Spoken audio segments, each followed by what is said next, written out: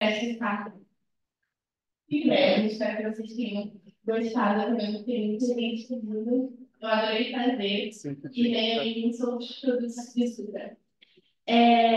Como eu disse, meu nome é Mia, eu sou uma mulher branca, tenho cabelo preto, rabo de cavalo, estou usando um óculos sem armação, os olhos escuros, estou usando uma blusa vermelha escura e uma saia de frio bordado. Eu vou fazer a apresentação da Fernanda, porque apesar dela estar atrasada, quando ela chegar, eu acredito que ela vai se juntar a nós mesmo. Não teremos tempo de fazer a apresentação. Bom, Fernanda Alt vai conversar com a gente hoje sobre desejos desviantes, considerações sobre a espacialidade do desejo sexual. Ela é professora de filosofia na PUC-Rio e psicóloga, doutora em filosofia pela UERJ e Paris, primeira Panteão Sorbonne, cuja tese recebeu o prêmio Capes de Filosofia e deu origem ao livro L'Anthologie de Sartre, sur la sexualité dans l'être et não, no caso seria a Antologia de Sartre sobre a espectralidade do ser e nada, publicado em 2021 pela editora belga Kicker. E a nossa ilustre presença internacional que está conosco hoje remotamente é a Thaís de Sá Oliveira.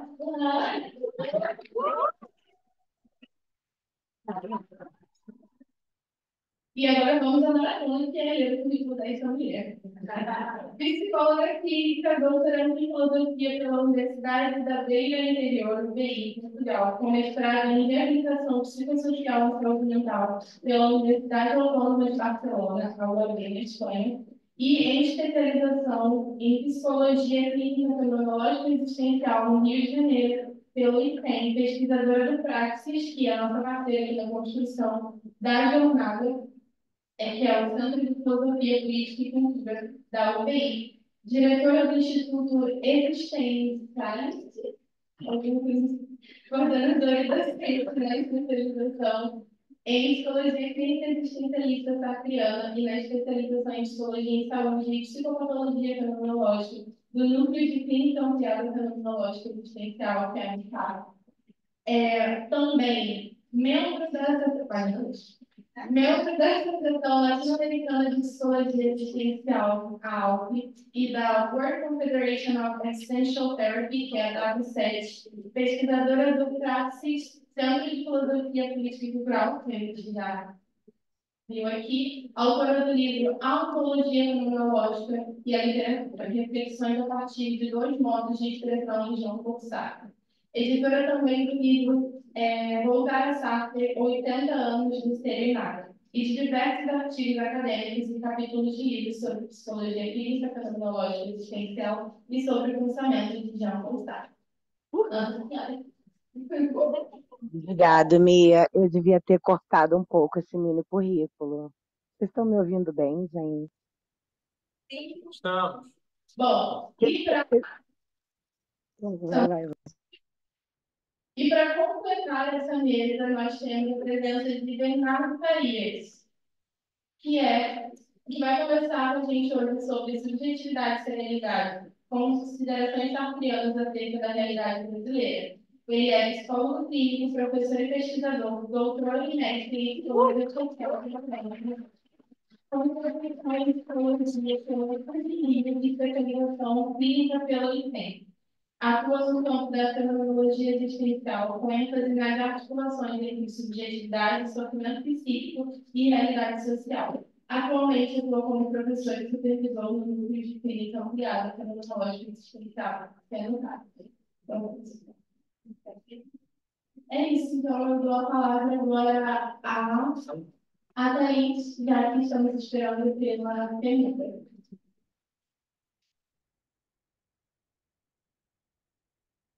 Oi, oi, oi, oi.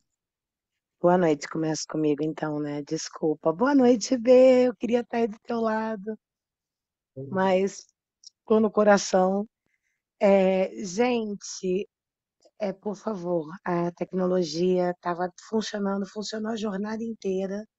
E aí, um pouquinho antes, começou a aparecer que a banda de vocês estava um pouco lerda. Então, se alguma coisa acontecer, eu aviso vocês.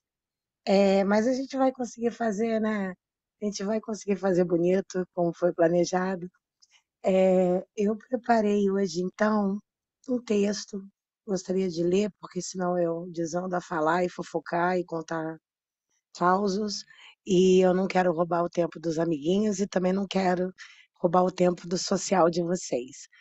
Então, também preparei um PowerPoint. Eu estou toda preparada hoje. Então, agradecer, né, gente? Agradecer o Rodolfo, o convite do Rodolfo, o convite dos Descubras, que eu amo de paixão. Sei que tem um monte de amigos e colegas e alunos meus no auditório, então fico muito feliz com isso. O que eu vou apresentar hoje, então, é um dos desdobramentos do que eu tenho trabalhado na minha tese. Se tudo der certo, eu defendo até o final do ano para estar com vocês pessoalmente o mais breve possível, né? Então, intitulei a minha apresentação hoje como Existências Virtuais, Consciências Ansiosas, a má-fé na Era Digital. E aí eu procurei umas imagens para acompanhar aqui a apresentação. Eu espero que vocês gostem. Estou desenvolvendo agora essas qualidades de inteligência artificial. Então, eu passo para a leitura. O PowerPoint é mais para dar suporte para vocês, caso cortar um pouco o áudio. Mas o impacto, então, da era digital nas relações humanas e na construção da identidade individual traz à tona questões existenciais centrais, como a liberdade, a angústia, a má-fé, noções fundamentais na filosofia sartreana. O avanço tecnológico e a massificação das redes sociais alteraram profundamente a maneira como nos relacionamos conosco e com os outros, criando um ambiente onde a ansiedade e a busca incessante por validação se tornaram quase universais. Esse trabalho busca explorar como a filosofia existencial de Sartre ilumina esses fenômenos, oferecendo uma compreensão crítica da maneira como nos posicionamos no mundo virtual. Ao abordar a liberdade como uma condição essencial da existência humana, Sartre propôs que a angústia surge justamente da responsabilidade de sermos livres, ou seja, de não termos uma essência pré-definida. No contexto digital, essa angústia se manifesta de maneira exacerbada, com os indivíduos sendo constantemente pressionados a construir e projetar suas identidades de forma curada, com base em expectativas dos outros. Esse processo, em vez de ser libertador, cria uma prisão da qual a má-fé torna-se fuga preferencial. A tentativa de escapar à angústia existencial por meio da criação de personas virtuais e da negação da responsabilidade pessoal. A proposta hoje, então, é analisar como esses conceitos sartreanos se aplicam no comportamento digital contemporâneo, desde a busca por perfeição nas redes sociais até o fenômeno de ghosting, FOMO, e vou trazer alguns exemplos aí do nosso contemporâneo. Através dessas lentes filosóficas, procuraremos entender as dinâmicas da ansiedade digital, a alienação nas relações virtuais e o vazio existencial gerado pela falsa liberdade proporcionada pelas plataformas online.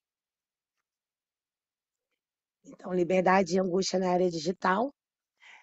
A liberdade para Sartre é uma condição inescapável do ser humano. Somos condenados a ser livres, responsáveis por nossas escolhas e pela forma como nos apresentamos ao mundo. No entanto, a angústia surge como correlato inevitável dessa liberdade, pois implica a percepção da ausência de essência pré-determinada e a necessidade de criar-se continuamente. No universo digital, essa angústia se manifesta na incessante necessidade de curadoria do próprio eu, da construção deliberada de uma identidade que busca aceitação e validação externa. A contemporaneidade tem sido marcada por uma aceleração crescente do tempo social, fenômeno que se reflete diretamente nas vivências humanas, especialmente na ansiedade. Em Aceleração, a transformação das estruturas temporais da modernidade, o sociólogo Ramut Rosa aponta para um processo de aumento vertiginoso de campos de ação frente aos recursos temporais e à disposição dos indivíduos. O tempo acelerado, característica das sociedades modernas, impõe uma pressão constante para que o indivíduo esteja sempre um passo à frente, antecipando o futuro e maximizando seu desempenho. O avanço tecnológico e as demandas capitalistas reforçam essa dinâmica, criando uma sensação de urgência permanente. Nesse contexto, a ansiedade surge como uma resposta à exigência de estar continuamente preparado para o futuro incerto e imprevisível. O sujeito moderno, então, imerso nesse ritmo acelerado, muitas vezes se vê compelido a viver no futuro, o futuro no presente, tentando controlar o que está por vir antes mesmo dele se manifestar. Um exemplo claro da relação entre a liberdade e a angústia na era digital pode ser encontrado na experiência de muitos indivíduos que buscam a perfeição na construção de suas identidades nas redes sociais. Sartre afirmava que a liberdade humana, longe de ser uma bênção, carrega em si a angústia da responsabilidade absoluta e da constante recriação de si. Nas plataformas digitais, essa liberdade então é ampliada, mas também acaba por intensificar a angústia, pois o sujeito sente a necessidade de curar sua imagem de acordo com as expectativas sociais e a pressão por validação externa. Tomemos como exemplo o fenômeno dos influencers, né, influenciadores digitais. Muitos desses indivíduos dedicam suas vidas a construir uma imagem cuidadosamente editada e idealizada de si mesmos. Uma persona que é constantemente ajustada para corresponder a padrões estéticos e comportamentais definidos pela sociedade online. A liberdade de apresentar uma versão idealizada do eu é, paradoxalmente, acompanhada pela angústia de não saber quem realmente se é por trás dessa fachada.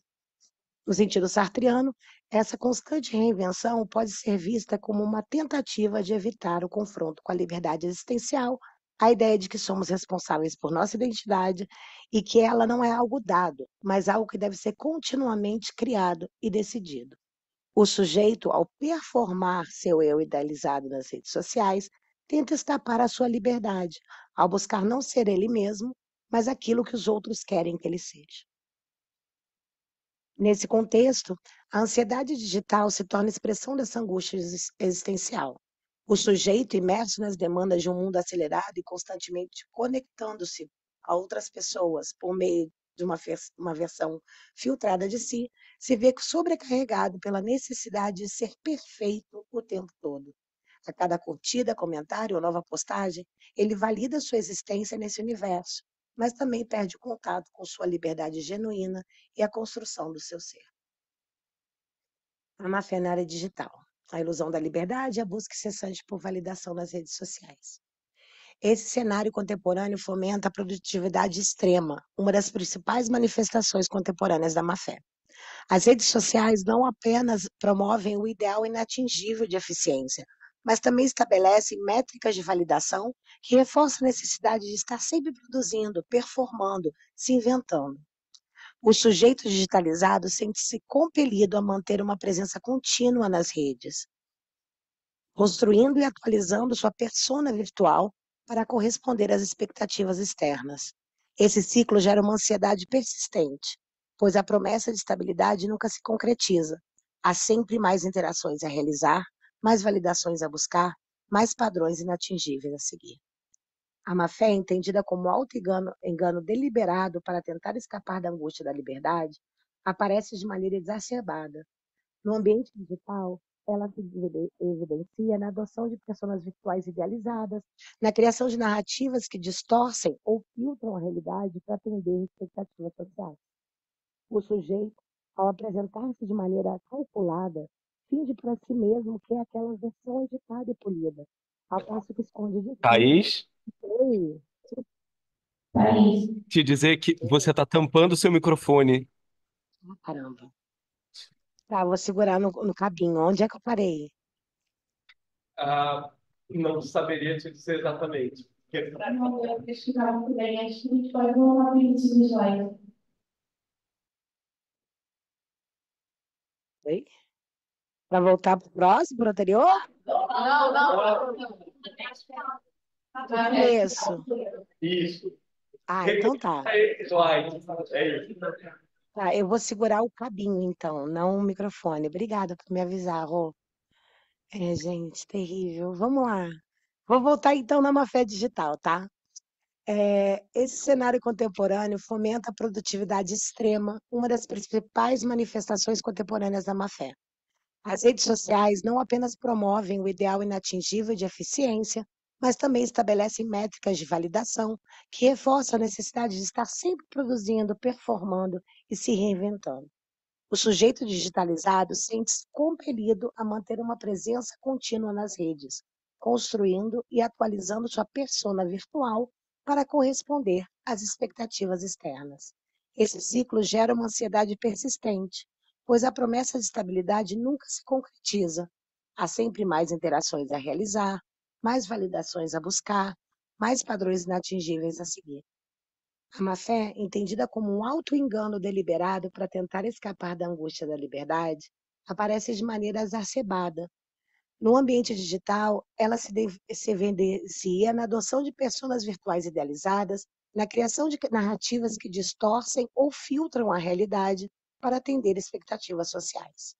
O sujeito, ao apresentar-se de maneira calculada, finge para si mesmo que é aquela versão editada e polida, ao passo que esconde de si a contingência e a mutabilidade de sua existência. Assim, a fuga da liberdade genuína é uma constante no ambiente digital, onde a persona criada para oferecer uma sensação de controle, mas na verdade reflete uma negação da responsabilidade que a liberdade implica.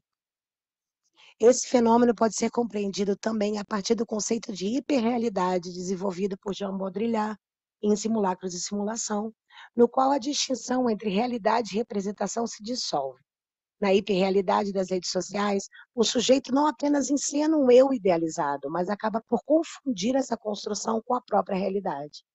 O que se compartilha online passa a ser mais real do que a própria existência concreta, pois é essa versão filtrada que recebe a validação e reconhecimento. Como resultado, a má-fé se intensifica. O indivíduo não apenas finge para os outros ser algo que não é, mas também acaba por acreditar na ilusão que construiu. A hiperrealidade, nesse sentido, reforça a tentativa de negação da liberdade, pois o sujeito se prende a um simulacro de si mesmo, em vez de assumir a responsabilidade de sua existência e sua complexidade e coerência.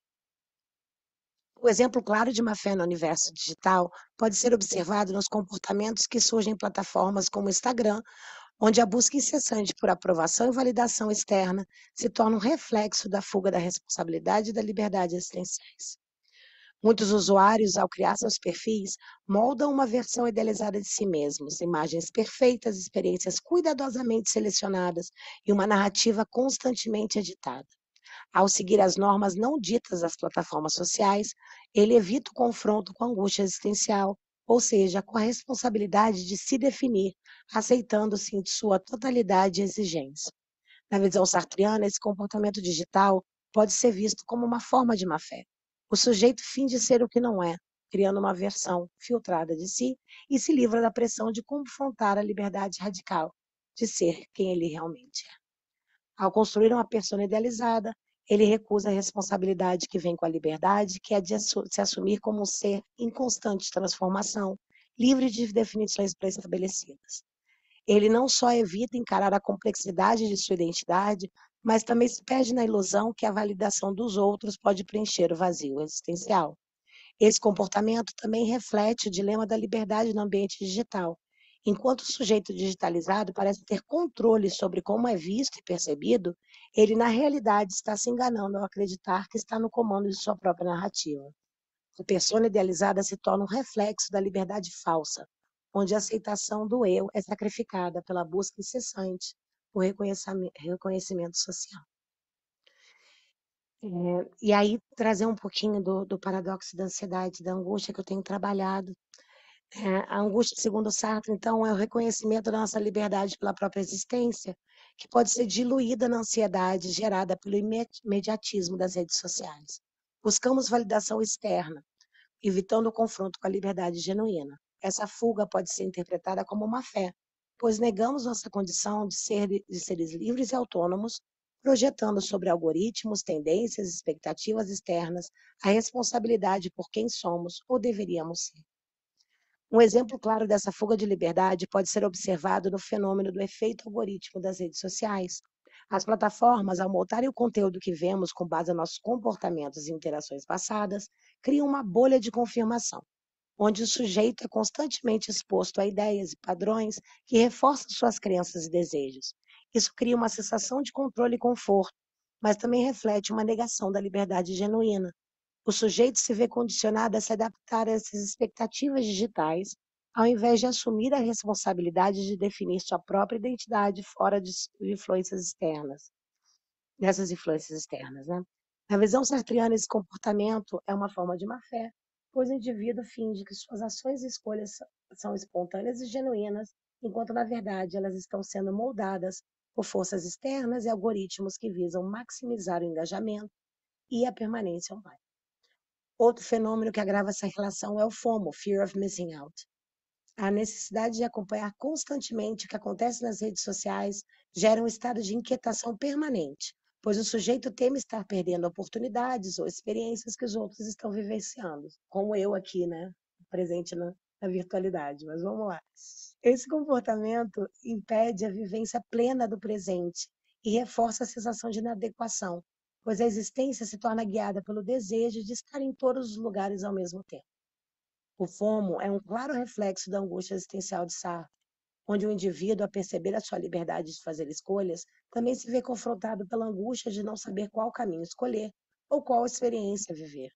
No contexto digital, esse fenômeno é exacerbado, pois as redes sociais oferecem um fluxo constante de informações e experiências aparentemente mais interessantes ou mais emocionantes do que a própria vivência do sujeito.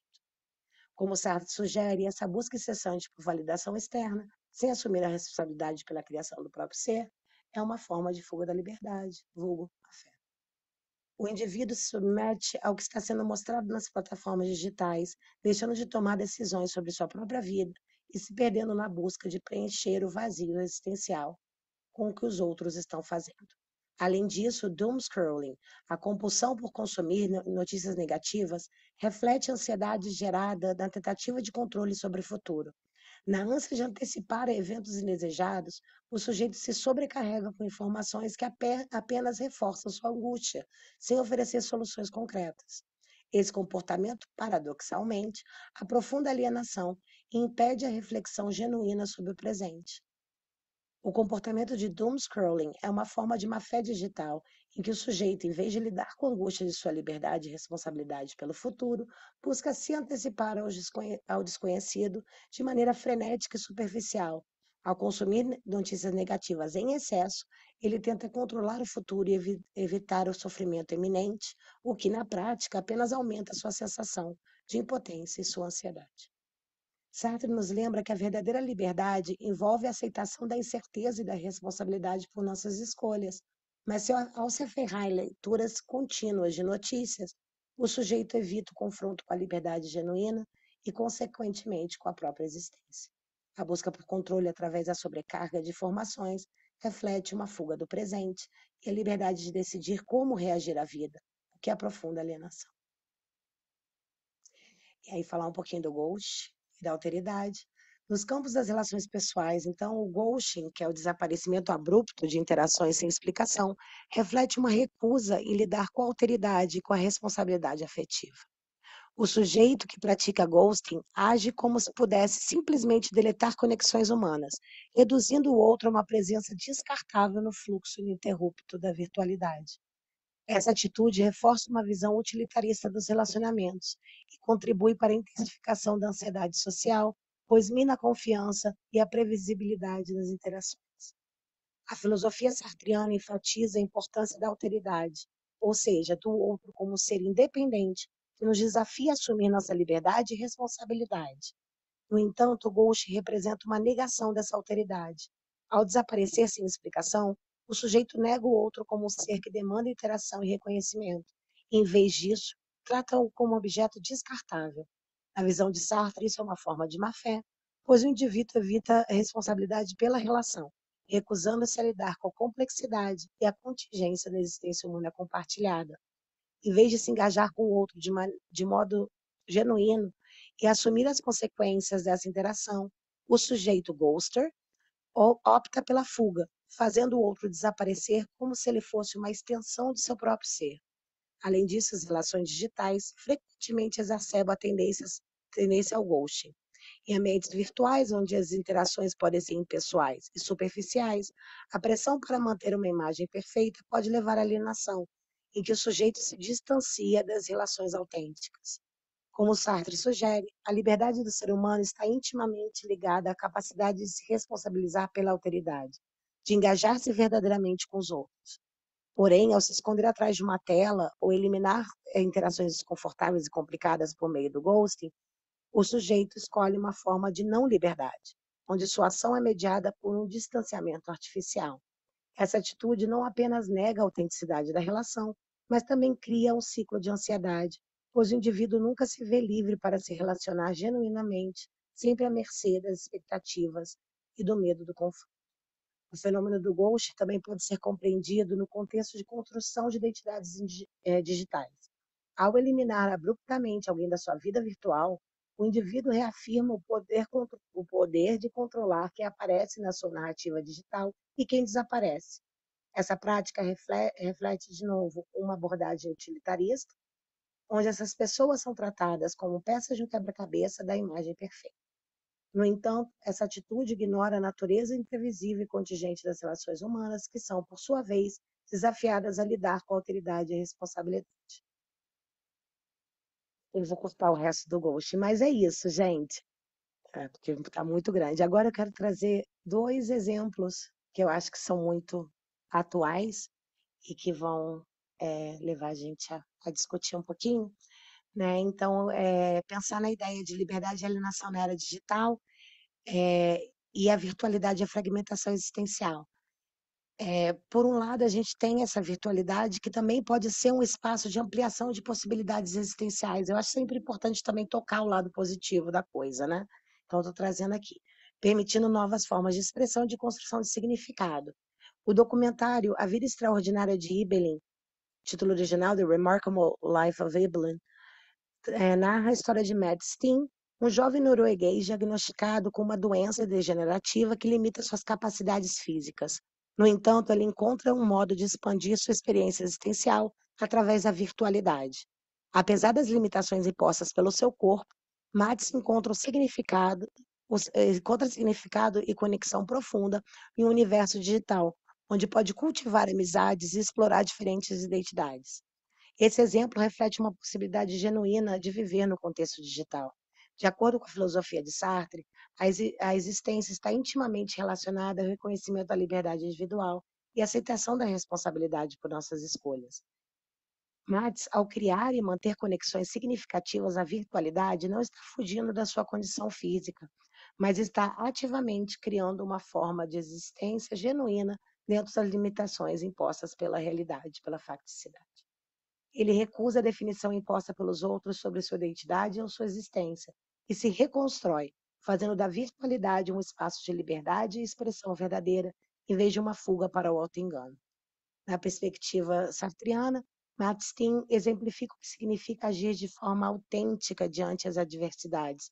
Ele não se deixa consumir pela angústia existencial, embora a condição da sua doença e a necessidade de criar uma nova forma de ser no mundo digital possa gerar um sentimento de alienação. Ele escolhe, conscientemente, não se esconder atrás de uma persona idealizada ou superficial, mas encontra maneiras de exercer sua liberdade, criando relações e experiências. O sujeito que age de forma genuína, como Max, enfrenta os desafios existenciais com coragem, assumindo sua liberdade de ser, mesmo em circunstâncias adversas. Este é o antípoda da má-fé, que surge quando nos negamos de tomar responsabilidade pela criação de nossa identidade. E aí, outro exemplo pertinente para essa discussão é trazido pela série Ruptura. Quem não assistiu ainda, a gente, desculpa, tá? Vocês já deviam ter assistido. Que o título original é Severance. A série explora, então, a dinâmica de um procedimento inovador realizado pela empresa Lumon Industries, que separa fisicamente as memórias dos seus empregados entre a vida profissional e pessoal. Com essa divisão, os funcionários não têm recordações da vida fora do trabalho e, da mesma forma, não carregam o peso de suas responsabilidades profissionais nas suas interações pessoais. Esse procedimento parece aliviar o sofrimento, pois, ao desconectar os indivíduos de suas vidas pessoais, ele lhes oferece uma aparente fuga da angústia e da sobrecarga existencial. Contudo, à medida que a série avança, fica claro que o processo de ruptura cria um cenário de profunda alienação. De acordo com Sartre, a liberdade humana está intrinsecamente ligada à responsabilidade, como eu já comentei 300 vezes hoje, e também para tomar decisões e também para se definir no mundo, né? Mas a série, ao separar as memórias dos indivíduos, faz com que exista uma condição de alienação extrema, porque o sujeito se torna incapaz de se reconhecer como um ser completo, ou uma totalidade totalizada, mas que, de certa forma, é uma síntese de si, né? O trabalhador se vê dividido entre dois mundos que não se tocam. Um onde ele é apenas uma engrenagem no sistema corporativo e o outro onde ele é alguém de fora do controle da empresa. Ao eliminar a memória e dividir a experiência, a série nos mostra uma distorção da liberdade, pois o sujeito não pode mais integrar sua totalidade, se totalizar. Ele se torna um ser fragmentado, incapaz de assumir a totalidade de sua existência. Esse processo de alienação se aproxima da ideia sartreana de má-fé, onde o sujeito nega sua liberdade e responsabilidade em troca de uma falsa sensação de segurança. Thaís, meu bem. Já acabou meu tempo, né? Não, não. Você tem 5 minutos e você tá segurando o microfone de novo, amor. Putz, grilo, vamos lá. Onde é que eu parei? Ai, gente. Aí vocês ficam me deixando nervosa. Mas vamos lá, vou passar aqui. Diferença entre ruptura e o Ibelin, né? Enquanto a gente tem no documentário do Ibelin uma abordagem da liberdade, na qual ele usa, né, dessa facticidade que limita ele fisicamente, ele usa a virtualidade para interagir, para ter relações autênticas, né? No documentário, inclusive, aparece, né, como os pais se preocupariam, que ele não vai se apaixonar, ele não vai trabalhar, ele não vai conseguir desenvolver uma vida. E aí, quando descobre que sim, desculpa, gente, vou spoilear mesmo, tá? Mas vale a pena, porque o documentário é mó bom. Quando os pais descobrem, depois da morte dele, que ele realmente ele conseguiu exercer essa liberdade através da tecnologia que ele tinha em mãos, né? Eu acho que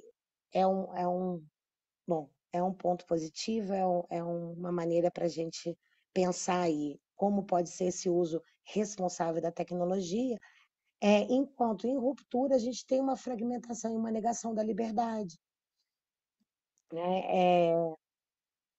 Eu não posso falar muito mais da série, mas enfim, a gente vai vendo o quanto que sofre aquele que só trabalha e não tem conexão com a vida pessoal, enquanto o que sim, que operou por, né, optou pela operação, acaba se sentindo, de certa forma, livre desse trabalho, né? E aí eu vou passar para a minha conclusão, porque senão daqui a pouco a Gabi briga comigo, e eu não quero.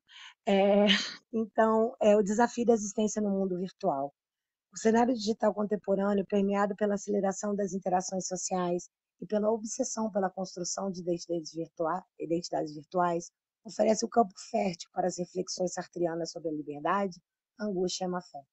Ao tentar conciliar a pressão por aceitação com a busca por uma identidade própria, muitos indivíduos se veem aprisionados em um ciclo incessante de produção e curadoria de si mesmos, o que, paradoxalmente, os afasta da verdadeira liberdade e os mergulha em um estado de ansiedade existencial. A imposição de padrões estéticos e comportamentais nas redes sociais exige uma constante reinvenção do eu, gerando uma angústia existencial que manifesta em formas contemporâneas de má-fé, como o ghosting, o FOMO, o doom scrolling e a dependência da validação externa. O conceito sartreano da má-fé, no qual o sujeito se refugia em auto-enganos para evitar a responsabilidade que decorre da liberdade, se revela de forma exacerbada no ambiente digital.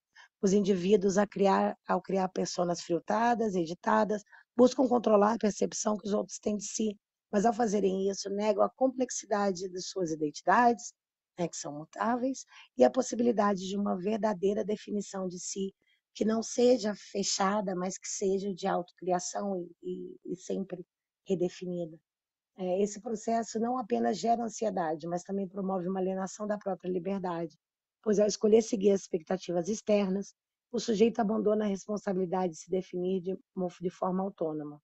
No entretanto, no espaço virtual também apresenta a possibilidade de resgatar uma forma mais genuína de existência, onde a liberdade não é anulada, mas expandida.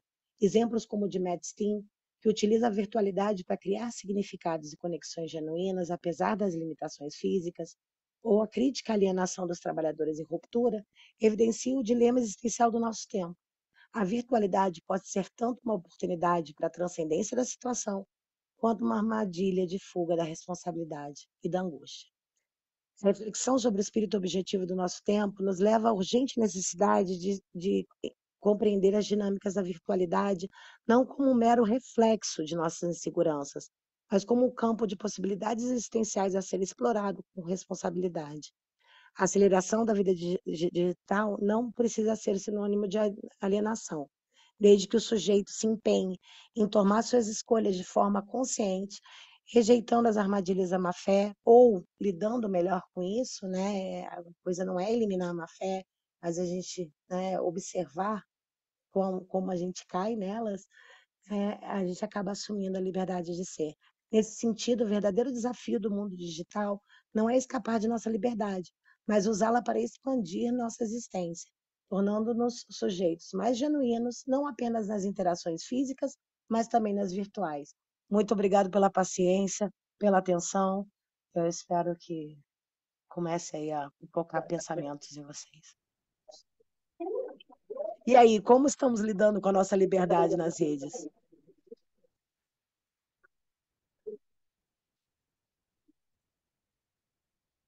Muito obrigada, Thaís. Agora daremos continuidade à nossa mesa com a palavra Fernanda. Bem-vinda, Fernanda. Tá bom.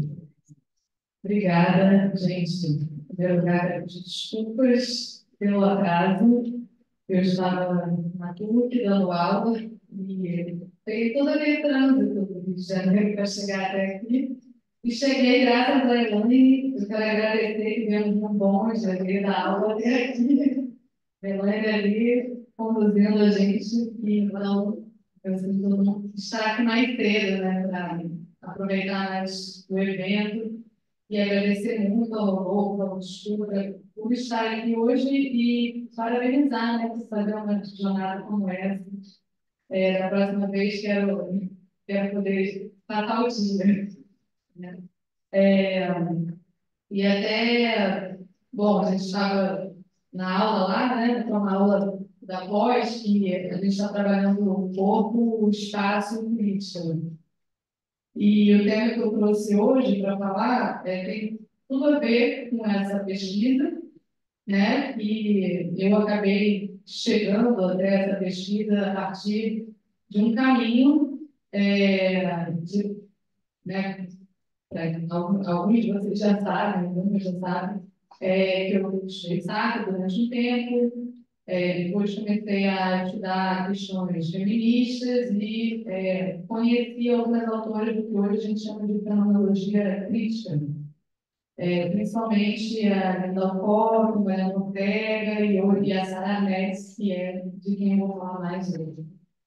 E aí, nesse caminho, né, foi muito interessante assim, pensar essa base fenomenológica sendo reteorizada, saindo de uma posição de uma ontologia universal. Né? Acho que quando a gente fala do corpo, ou do olhar do outro, no caso do Sartre, né? Quando a gente fala assim, de uma maneira geral do que seria esse olhar do outro, né? A gente não está situando da onde vem esse olhar e quem é olhado. Né? Então, por exemplo, se a gente pega as análises do Fanon, que a gente estava vendo hoje, ele fala sobre existir como homem negro na França pelo olhar branco no mundo branco. Então, como é que a gente pode falar de mundo, ou de olhar, ou de corpo, né, pensando questões de raça, de gênero, de sexualidade? Então, isso que eu achei muito fascinante no momento que eu começo a me aproximar das teóricas da fenomenologia crítica, de que, de alguma maneira, esses conceitos que a gente já está estudando, eles nos ajudam, né? Mas eles precisam, é como se a gente precisasse aprofundar a nossa situação, mergulhar mais. Não basta dizer, na verdade, a situação, o corpo de situação, né? Mas o que a gente está chamando de situação? E os corpos vivem experiências muito distintas. Então, a gente tem que dar conta, se a gente quer falar de experiência, ou se a gente considera que a experiência é válida né, como ponto de partida do conhecimento, para fazer um outro tipo de epistemologia, a gente tem que dar conta das experiências diferentes, né? Então, através instigada, né, por esse tipo de desafio, que eu me deparei com esse livro aqui há alguns anos atrás, que é o Queer Phenomenology, da Sarah Metz, não sei se vocês conhecem, mas eu fiquei, assim, completamente apaixonada pelo livro e por ela. Exatamente porque eu acho que ela faz, de uma maneira muito original, uma fenomenologia pensando gênero, pensando raça, através dessa relação corpo-espaço. Então, da onde que ela parte? Né? Ela pega essa noção do curso de orientação, de que nosso corpo no mundo, né, se dá de uma forma, se move de uma forma orientada, e esse mundo que nos aparece, ele não nos aparece de uma maneira plana, né? Alguns objetos estão mais próximos, outros estão mais longe, mais longe. Nós temos familiaridade com alguns objetos, outros nos aparecem como estranhos. Tem caminhos que parecem abertos, né? Tem espaços que a gente se sente à vontade, tem espaços que a gente se sente fora do lugar, ou como se estivesse trilhando um caminho que você não encaixa. Então, como é que a gente pode, fenomenologicamente, dar conta desse tipo de experiência? A Mariana Ortega, que é uma outra professora que faz esse tipo de estudo, ela parte mais do Heidegger, ela traz um questionamento interessante sobre isso que a gente trabalha tanto, né, em centralia em fenomenologia, que estar no mundo, né, e essa ideia de, se a gente pega o Sartre, por exemplo, ou Merleau-Ponty, né, dessa consciência irrefletida, e uma espécie de fluidez ou espontaneidade de uma consciência refletida. Então, ela questiona que a irreflexão não é uma possibilidade igual para todos, né? Que para alguns modos de estar no mundo, a reflexão se impõe muito mais, porque já é um corpo mais atravessado, já é um corpo que tem que ficar prestando atenção em si o tempo todo. Então, é quase que a reflexão vira quase um luxo também. Quem é que pode ser refletido? Então, a gente desloca, a gente não necessariamente abre mão dos conceitos, mas a gente desloca os conceitos, né, a partir de um olhar crítico dos conceitos e utiliza os conceitos de outras maneiras. Então, no caso da Sarah Metz, o conceito dela, né, que ela vai pegar, é o de orientação, exatamente, do Husserl, né, dessa ideia de que nosso modo de estar no mundo é um modo orientado, nós nos movemos e as coisas aparecem para nós de acordo com esse ponto em que estamos localizados pelo nosso corpo, que o Husserl chama de ponto zero, né? Então, o campo fenomenal de aparição, ele se dá com relação à nossa localização, nosso ponto zero. Então, o mundo, ele não aparece só para nós, é um mundo, né, intersubjetivo, mas ele aparece para cada sujeito a partir da sua localização no espaço. Por outro lado, a gente tem que questionar também o que a gente entende por espaço. Porque se a gente entende o espaço como recipiente fechado, onde estamos incluídos, onde os objetos estão dentro desse espaço, a gente tem uma noção de espaço também que é mais objetiva. Mas a gente pode pensar o espaço de outra forma, um espaço que se espacializa, um espaço que é vivido, um espaço, por exemplo, que eu tenho dado em aula, que eu acho que as pessoas entendiam mais que eu costumo dizer assim, né? Eu nasci em Niterói e depois de morar no Rio eu percebi que Niterói é mais longe do Rio do que o Rio é de Niterói. Ah, como assim? Porque não é uma coisa que a gente mede por quilômetros, mas é algo que a gente vive. Ou a gente pode falar de outros lugares também com relação ao que é central e o que é periférico. Né? Porque quem está em Niterói vai falar, vou ali no Rio, vou ali na UERJ, vou ali no... E quem está no Rio nunca vai para Niterói, é muito longe. Mas os quilômetros são iguais. Então, assim, a nossa vivência espacial, né, ela não é medida por quilômetros. Da mesma maneira que o que está mais perto e o que está mais longe também depende do que é familiar e do que é estranho. E essa familiaridade e essa estranheza são situadas. Então, certos objetos que nos aparecem familiares, isso não é dado. Isso é herdado também. Né? A gente herda cenários, a gente herda maneiras de estar no mundo, a gente herda aquilo que é considerado casa e aquilo que é considerado longe ou estranho. Hoje na aula a gente estava até falando sobre um capítulo da Sara Nese que ela cita o orientalismo do Said. Não sei se vocês conhecem esse livro, mas eu recomendo muito. Que toda essa imaginação no Ocidente de que o Oriente é esse lugar longe, ou esse lugar exótico, né? Esse lugar que o ocidental vai para conquistar e vai para desfrutar também, né? Então, essa noção de que o exótico é sempre o outro, né? O outro da Europa, né? O exótico é o diferente. Então, diferente de quem? E aí, a gente discutindo isso, eu me lembrei que até os contos de fadas começam num lugar muito, muito distante. Então, esse muito, muito distante também indica o que é considerado centro por longe ser longe, né? Então, nisso a gente vai entrando numa, digamos, numa atmosfera fenomenológica de como pensar o espaço. E aí a Sara Nese, ela pega essa noção de orientação do Husserl para pensar corpo e espaço. Ela pega também as questões que o Merleau-Ponty desenvolve de esquema corporal, né? Então, do corpo habitual, aquilo que a gente vai, com o tempo, sedimentando no modo habitual de se mover no mundo e de comportamentos. E esse hábito, né, ele fica num nível impessoal, mas a gente está sempre no corpo atual, repetindo também movimentos que o corpo já, de certa forma, automatizou pelo hábito.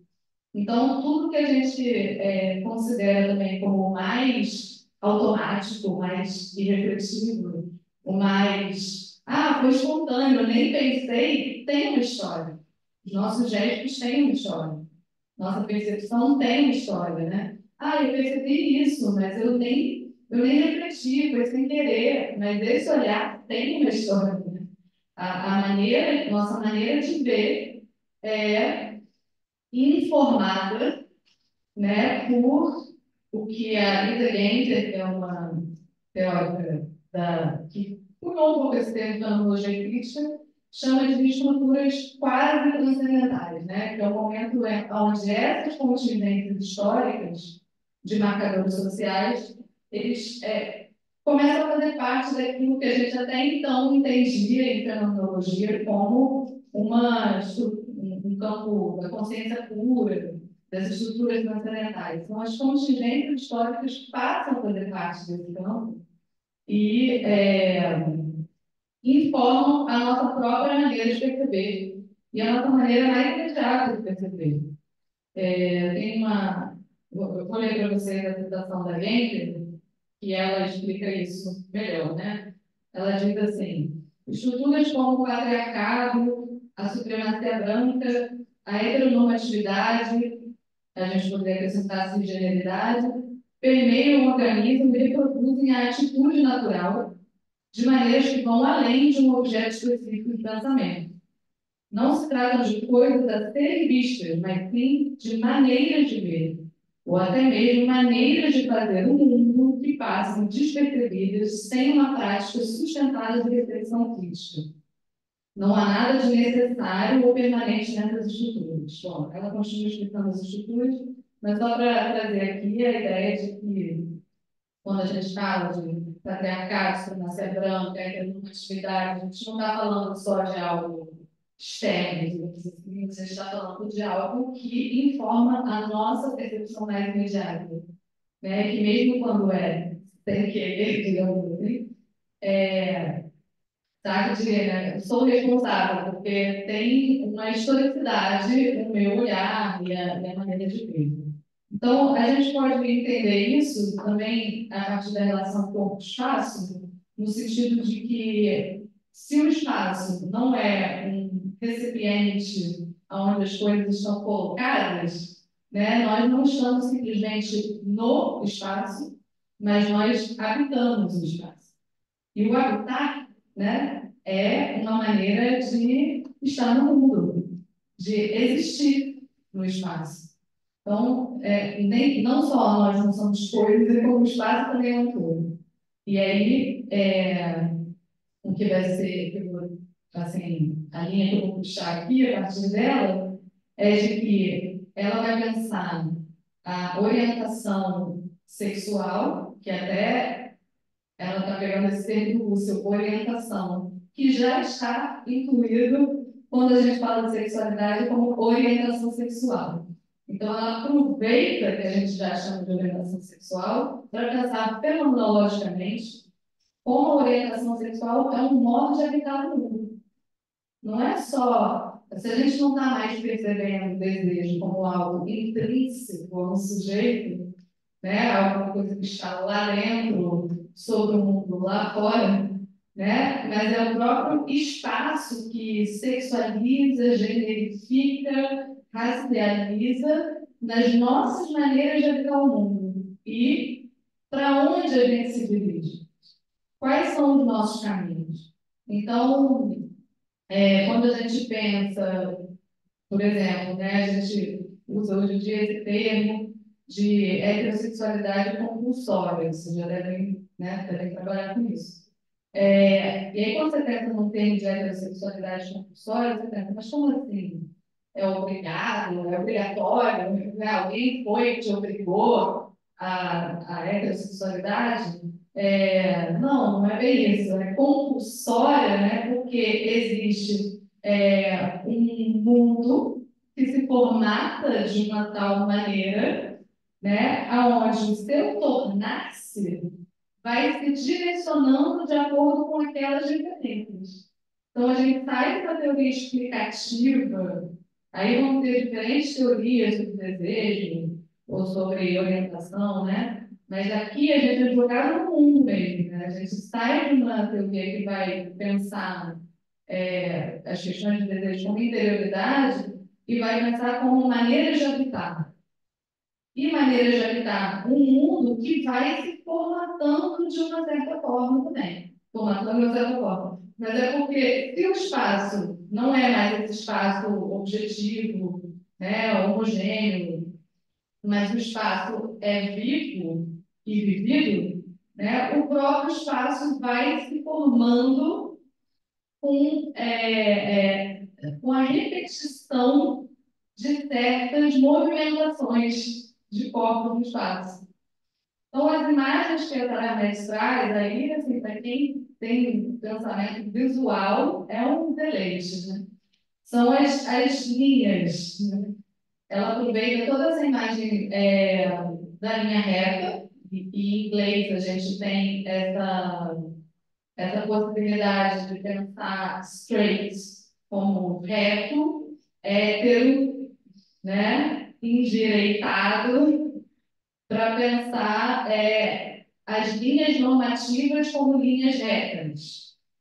Então, o que no mundo aparece como reto e somente com relação ao reto, algo aparece como queer, ou oblíquo, né, ou desviante. Então, voltando para pensar o espaço, né?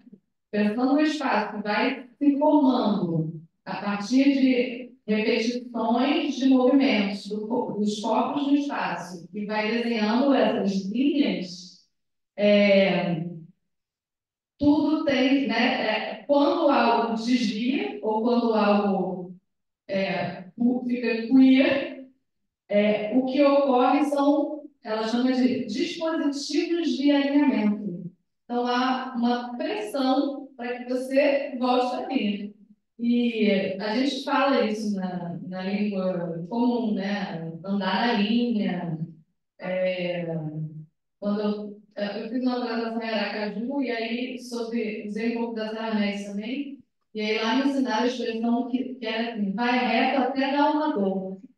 Aí que a gente fala, vai reto, né? Assim, vai reto até dar uma dor. E a gente isso é muito sério médico, porque a dor, né, de ficar na linha reta, de permanecer straight, é uma pressão, né? Ela chama de pontos de pressão.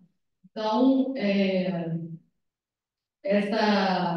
esses dispositivos de alinhamento, e até ela usa um pouco do Merleau-Ponty na termos de percepção, quando ele está estudando a própria percepção, quando a gente vê algo queer, momentos queer da percepção, a gente já tem uma tendência a endireitar.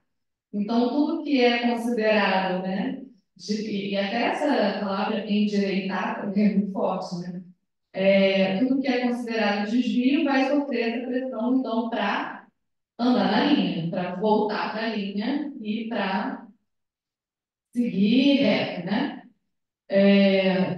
Então, ela vai pensar que a orientação sexual não é só isso na linha de quem está pensando também Monique Wittig, Adrienne Rich, Audre Lorde, de pensar, por exemplo, a questão lésbica não só como uma sexualidade homoafetiva, até porque homo significaria que é igual, né? Como se você estivesse indo em direção a algo igual, o que seria aí em direção a algo igual, né? Mas como um modo de habitar o mundo. E um modo de habitar o mundo que não diz respeito apenas a objetos escolhidos ou uma prática sexual, mas diz respeito a tudo que você faz. Porque se é um modo de habitar o mundo, não é só uma questão de intimidade, nesse sentido da sua vida privada, mas no sentido de que esse desvio do mundo reto, esses outros direcionamentos, eles vão afetar tudo, todo modo de habitar o mundo. Então, é uma forma de desinteriorizar a sexualidade e pensar nas forças normativas que já traçam os caminhos a serem seguidos. Então, tem toda uma parte também sobre a questão da herança heterossexual, de que a heterossexualidade compulsória não é essa obrigação, mas é aquilo que você vai aprendendo desde pequeno, que é o mundo normal. Né? Tem um cenário que vai indicando, olha, aqui você pode desejar, ali você não pode desejar. Isso aqui, além disso, ela faz um diálogo bem crítico com Freud, faz um diálogo interessante, né, de que a heterossexualidade também é herdada, no sentido de reprodução da linhagem familiar. Então, se você seguir certo caminho, que é o caminho reto, né, você vai corresponder ao amor da família, porque você vai reproduzir pela semelhança, né, a um casal hétero que é um núcleo que te deu a vida como a dádiva do moço que deve ser retribuída. E por isso que o desvio muitas vezes é sentido na esfera familiar como uma traição, ou você não pagou a dádiva, né? Ou você difamou a família de uma maneira imperdoável. Então, a árvore genealógica também é feita de linhas, né? Linhas verticais, linhas horizontais e as linhas verticais, que é a continuidade da família, deseja que as linhas horizontais, que são os casamentos, vão reproduzir as verticais, pela semelhança. E aí tem questões de classe, questões de raça, não só de heterossexualidade, né? De como você vai reproduzir a semelhança da linhagem familiar. Então, para fechar, 5 minutos, então, quando a gente fala de mundo hétero nesse contexto, não é que o mundo nasceu hétero, né? Mas é que por repetições de caminhos, a gente vai estabelecendo as linhas de força, as linhas normativas, que são os caminhos já pré-traçados. Siga por aqui, né? E se você desvia desse caminho, você sofre as pressões dos dispositivos de alinhamento, né? E você sofre a pressão emocional de não retribuir a dádiva da vida, né? Dada pela família. E você sofre um efeito, segundo a Sara Média, de desorientação, né? É como se seguir um caminho já muito traçado, né? Ele já está com as suas referências. Ele já diz, vai por aqui, até a imagem da conclusão às vezes, da Thaís, eu fiquei pensando, tem um caminho ali, tem um caminho para lá. É como se a vida fosse assim o tempo inteiro.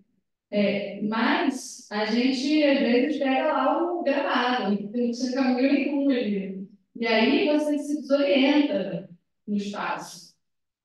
Tem um termo na arquitetura, que é até um nome bonito, né? Porque nos lugares lá tem um caminho, né? Uma escada, na rua que a gente não tem a calçada. Aí tem os caminhos que a gente pega que não foram já traçados pela arquitetura, só que muitas pessoas, às vezes, vão pegando aqueles caminhos e formam um caminho de pé que passou ali, né? E na arquitetura, a gente chama esses caminhos de desire path, caminhos do desejo. Então, não foi previamente pensado aquele caminho, mas de tantas pessoas passarem por ali, formou, né, um caminho alternativo àquele caminho que já estava indicado ali no espaço. Então, se os efeitos de repetição servem para forjar linhas straight, né, que seriam as normais ou as únicas a serem seguidas, os desvios também podem formar outros caminhos e abrir mundo, né? Então, eu vou parar por aqui e a gente pode continuar conversando no debate. Obrigada.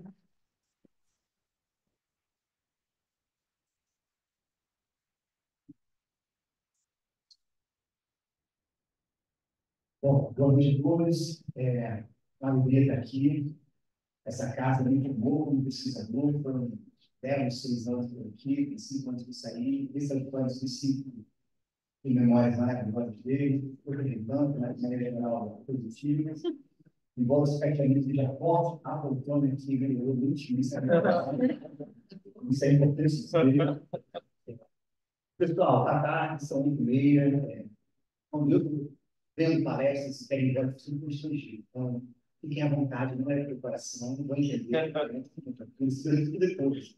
De falar de uma moça que nem tem 2 fases e ao lado não tem caras. Então, queria agradecer muito ao Bruno, ao Fulgra, fiquei muito honrado com o convite, sobretudo pelo que o núcleo pretende pensar, né? Uma ideia de pensar América Latina, o Brasil, a gente pensa em que são muito caros a mim. E ao estar lá de amigo, esse colega, a Fernanda, ela também é professora, foi a primeira grande experiência que eu tive como pesquisador de sacro, eu fui aqui em shopping, pensando em discussão, então, assim, muito legal estar aqui. Então, qual é a ideia de Lucas? As minhas últimas falas, eu confesso que eu não gostei muito, e foram livres demais. Eu recebi uma fala livre, assim, eu gostei muito, embora não tenha entendido. Então, é o seguinte, eu vou talvez um pouco mais generoso, embora eu tenha me esforçado um pouco, mas para vocês entenderem bem, um pouco melhor do que recebido nesse feedback, eu vou direto para a leitura. E aqui eu chego, beleza? Vamos lá. Boa noite. Antes de tudo, quero agradecer muito pelo convite, pela chance de estar aqui com vocês hoje. Encontros como esse são fundamentais. Eles nos tiram da rotina solitária da prática e nos oferecem, talvez, mais espaço no dia a dia, que é a possibilidade de pensar livros. Com esse espírito, compartilhar algumas reflexões, embora situados no campo da psicologia clínica e social, na verdade, falam de algo que nos atravessa a todos, inquietações do que significa viver e sofrer no Brasil hoje. Para começar, acho importante dizer que eu tenho essa fala. O que vou compartilhar com vocês hoje nasce uma pesquisa de desenvolvimento de doutorado, onde eu sei sobre um tema que considero central. Os desafios da psicologia enfrentam no Brasil desde que entramos com a Constituição de 88 em um novo tempo de ética, ou seja, desde que a democracia controla uma promessa e uma exigência do nosso país. Para que possamos estar afinados ao longo do percurso, é preciso reforçar. Não se trata de um tema abstrato, meramente acadêmico. É sobre o Brasil real, sobre como organizamos nossas vidas, sobre como nos enxergamos uns aos outros e, sobretudo, como tratamos a subjetividade daqui. Em última instância, é sobre nós. De fato, a Constituição de 88, chamada por Luiz Guarani de Constituição Cidadã, institui no país um projeto ético-político que é, em muitos sentidos, radicalmente distinto de tudo que a gente tinha dado até então. Pela primeira vez, de maneira sistematizada e formal, um documento constitucional nos exige tomar a realidade humana como singular, mutável e situado no tempo. Para além da proteção dos direitos individuais e coletivos, a atual Constituição exige um horizonte interpretativo que demanda que vejamos o outro e nós mesmos, não como portadores de assentos mutáveis, mas como direitos históricos em permanente construção. O problema é que essa exigência encontrou e ainda encontra um solo profundamente hostil. Nossa sociedade foi ainda forjada por privados autoritários, violentos e excludentes. Historicamente, o Brasil naturalizou a ideia de que as diferenças deveriam ser hierarquizadas e frequentemente suprimidas. Durante séculos, o modo como organizamos nosso tecido social partiu de uma ideia muito crítica do que é ser humano. Enxergávamos a realidade como algo fixo e imutável, como se houvesse uma única maneira certa de ser e viver. Nesse contexto, tudo aquilo que fugia dessa norma, tudo que fosse diferente, era visto como uma ameaça ou desvio. Em outras palavras, a alteridade, a diferença, o outro, eram tratados com medo, com desconfiança, como ameaça, ou simplesmente digno de ser excluído. É justamente esse ponto que a psicologia ensina, que se torna ela própria um campo estratégico disso. Como ciência de profissão regulada do Estado, e com prática social inserida no cotidiano, a psicologia brasileira é chamada a operar de acordo com o projeto democrático que não faz sentido. Isso quer dizer que a partir da Constituição de 88, e com ainda mais força, depois de Código de Ética de 2005, nossa atuação como psicólogos passou a ter um chamado claro: abandonar a antiga forma de pegar os humanos. Formas que organizaram experiências de maneira rígida e classificatória, como se existisse o certo e errado de viver, sentir ou se expressar. Desde então, a nossa tarefa é justamente a contrária: abrir espaço para o singular e recusar modelos que pretendam definir de antemão o que é o normal ou o correto para todos. Somos, assim, parte constitutiva do esforço para edificar uma sociedade fraterna, plural, sem preconceitos, tal como almeja e anuncia a nossa Carta Constitucional. No entanto, essa tarefa está longe de estar concluída e simples. Como o Berento Alonso fala, a visão do projeto democrático e a tradição autoritária segue atravessando práticas e discurso psicológico.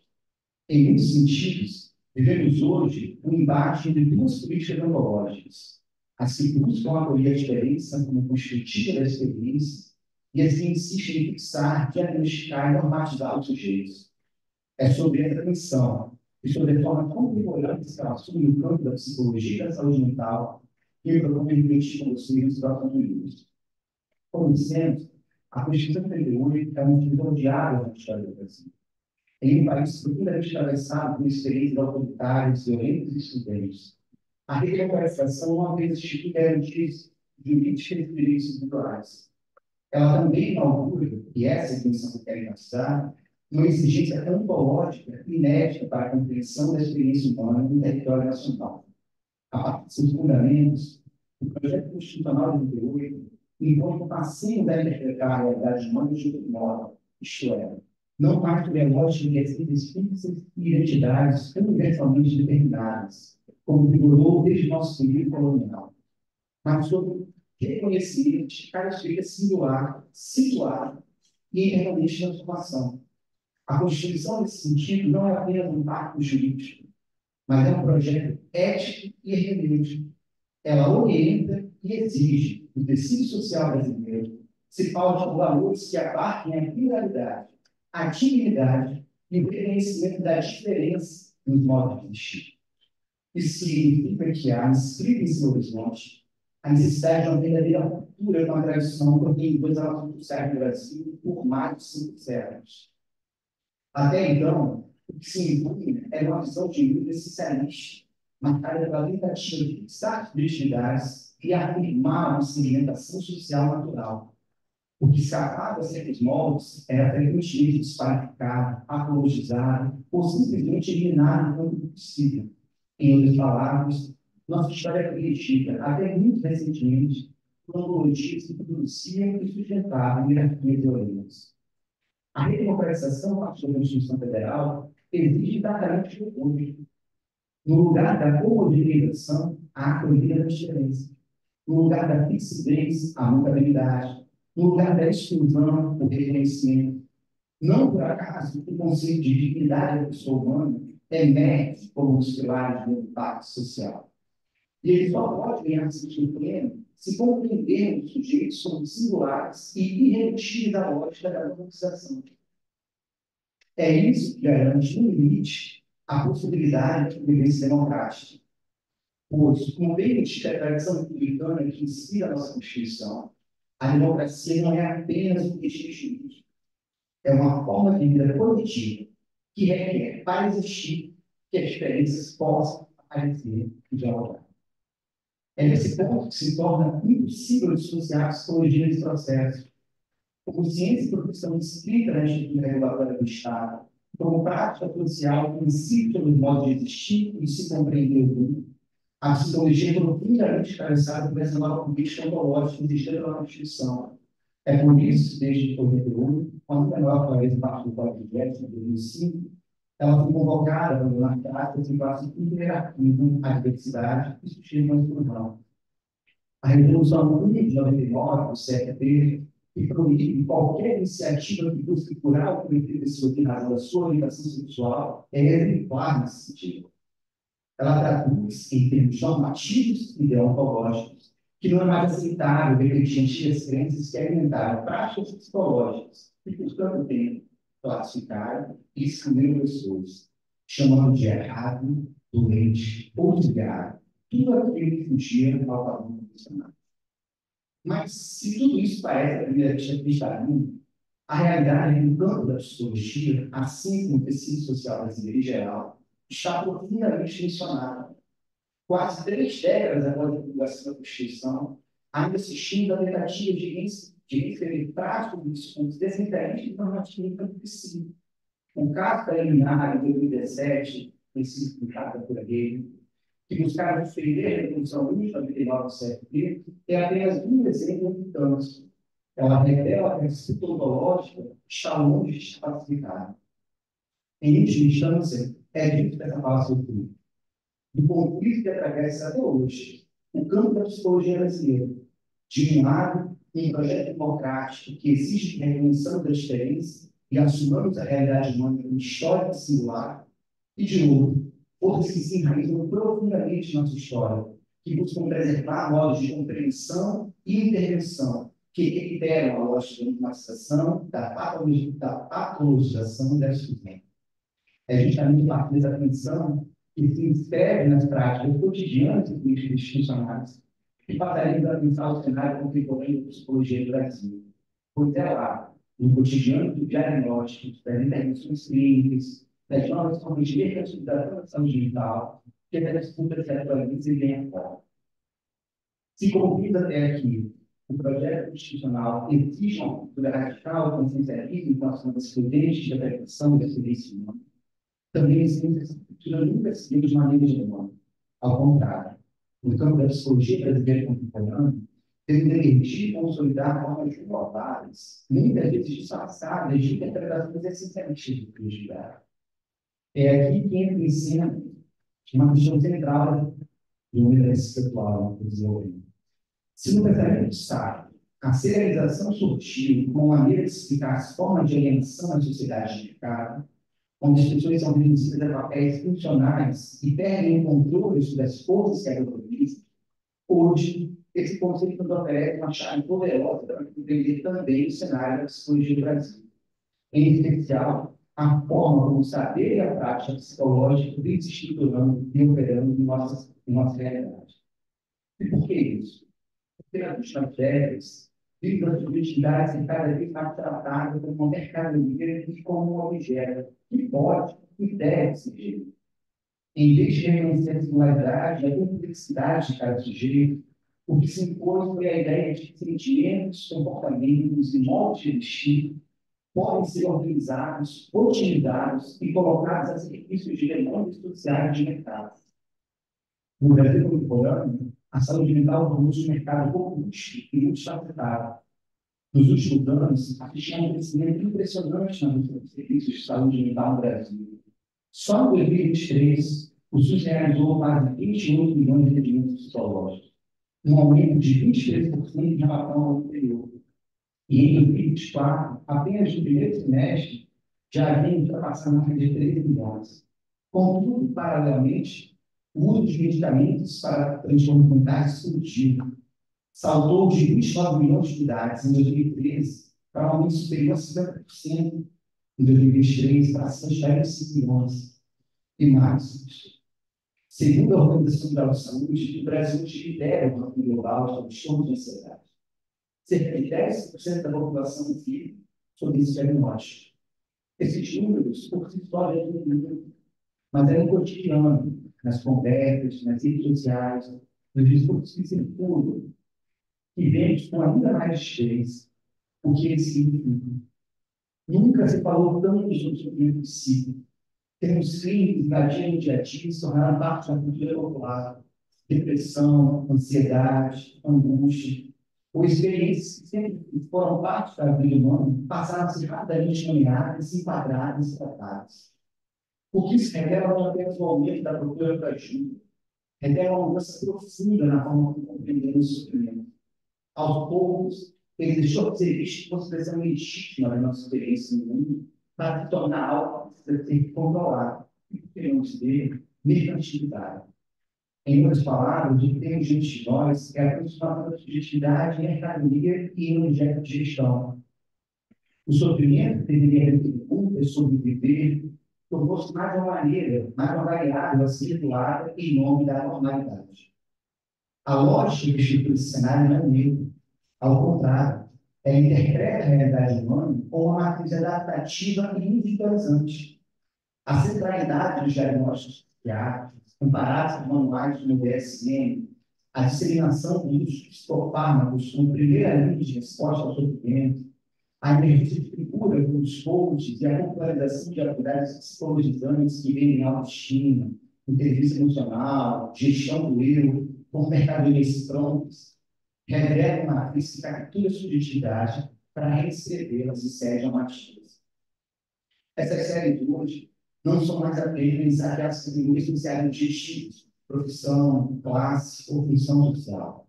Elas foram além, tornaram-se verdadeiras modalidades existenciais, não apenas prescritas, não são desejáveis. O que se espera de nós é mais do que ocupar um lugar na estrutura social, é encarnar certas formas específicas de vida. Isso significa, na prática, que há uma pressão constante para que sejamos resilientes, produtivos, flexíveis e, acima de tudo, sempre adaptados.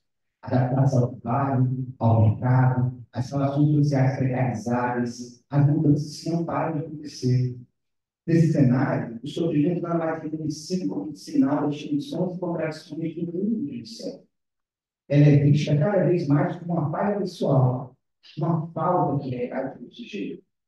Falta de competência, falta de habilidade, falta de preparo emocional. Em outras palavras, quando sofremos, a culpa, sutilmente ou não, tende a ser atribuída aos negros. O que vemos hoje é uma nova forma de serialização. No pensamento Sartre, a serialização alienava o sujeito ao colocá-lo em séries externas. Ele era reduzido a uma peça funcional em engrenagens que escapavam ao seu controle. Hoje, essa lógica foi além. Existindo a emergência de séries subjetivas e normativas, formas de existir que não vêm de fora apenas para nos enquadrar, mas que se instalam dentro de nós. São modos específicos de se relacionar com o mundo e consigo ele, que, aos poucos, vão se tornando naturais, quase invisíveis. E isso marca uma mudança profunda, porque já não se trata apenas da alienação diante de algo externo. O que está em jogo agora é a alienação do sujeito diante da sua própria experiência. É quando ele já não consegue mais se reconhecer, senão através da direita em que é esperado por mercado, a utilidade e a adaptação. Nessa lógica, até a clínica pode ter esse sentido original. Em vez de espaço para a escuta, para a dúvida e para o possível, ela pode isso se tornar um lugar técnico, um operador da normalização, que ajuda a ajustar o sujeito a regras, em vez de ajudá-lo a questionar essas regras. Diante desse quadro, precisamos afinar com clareza o modelo adaptativo mercantilizado, que hoje organiza boa parte da prática psicológica no Brasil, não é neutra e muito menos inevitável. É a expressão de uma conjuntura histórica e política específica, e, como tal, é também campo de estudo. O desafio que se impõe, portanto, é desnaturalizar esse cenário e recolocar a clínica e o pensamento psicológico, de modo geral, em relação crítica com ele. É isso que começaremos a contar. Trataremos dos efeitos clínicos dessa lógica, se realizando sobre o sofrimento e sobre a escuta da prática clínica. É um encontro de paciente e terapeuta, atravessado por essas novas formas de exteriorização, que a alienação contemporânea de subjetividade se torna talvez mais evidente de arte.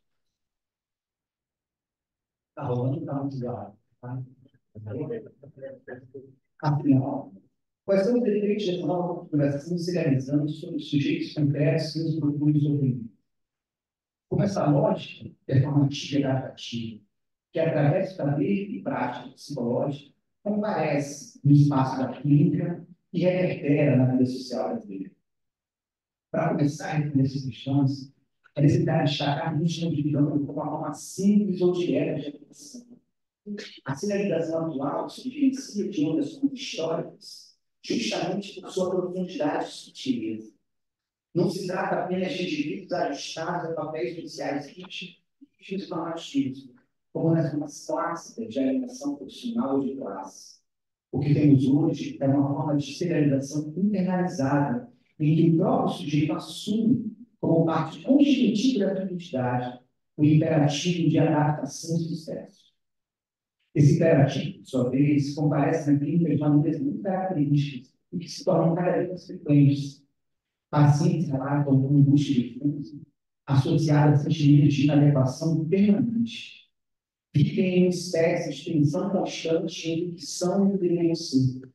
Queixa-se de exaustão, falta de sentido, sensação de fracasso, e não raramente de uma culpa devastadora por não responder às exigências que sentem como naturais ou inevitáveis. Essa culpa é aqui um momento decisivo.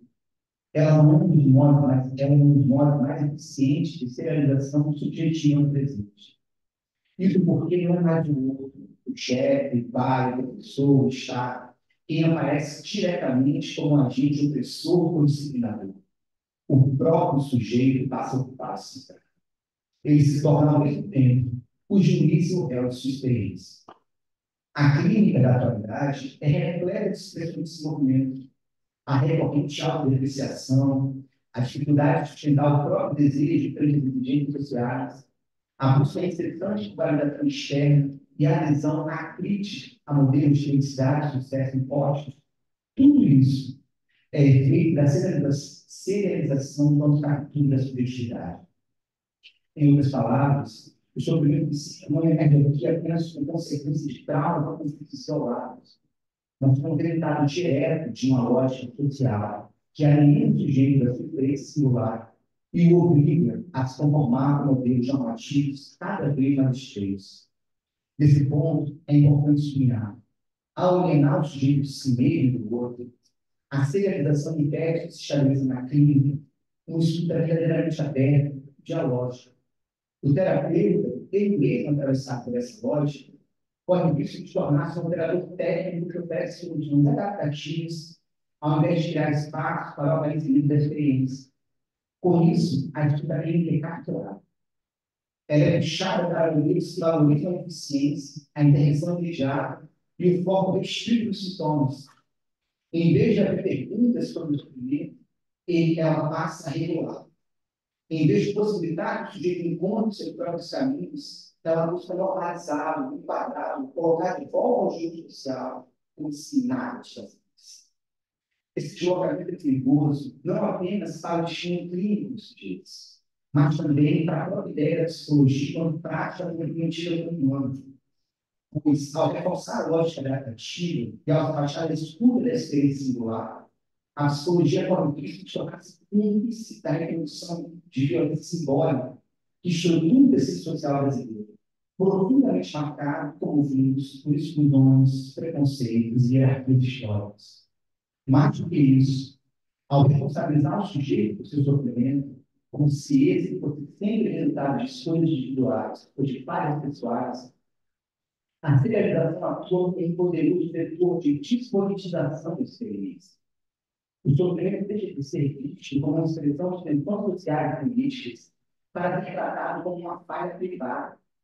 Isso, em última instância, reforça a alienação social e mina as bases para o exercício pleno da cidadania e da construção de um tecido social fraterno, plural e sem preconceito. Nesse sentido, os efeitos da serialização ultrapassam o espaço clínico e se projetam sobre a vida democrática.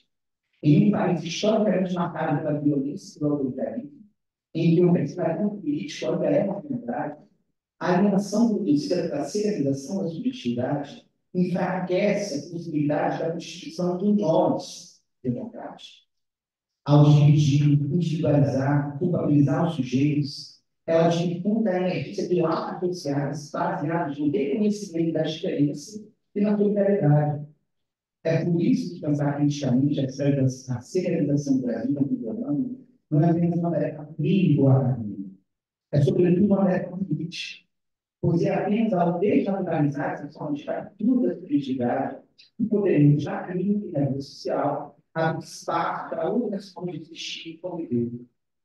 Há pouco, descrever o cenário hermenêutico que se ocorreu no Brasil contemporâneo da subjetividade.